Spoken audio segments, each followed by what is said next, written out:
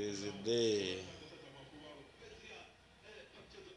Oil filters in, injectors in, timing cover in with the pulleys, table in, nearly close by to go in. Then we'll get another video once it starts. Okay, coil in there, all the coils and the high pressure fuel pump there, with the water flange on the side, with the temperature sensor there, plus 2 cam sensors there,